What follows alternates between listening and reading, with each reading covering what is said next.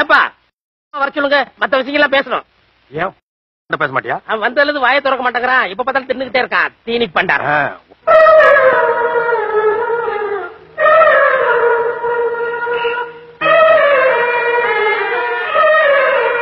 காமாட்சி.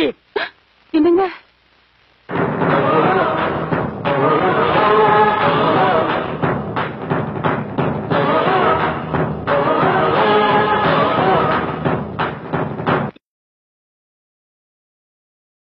இது நியாயமா?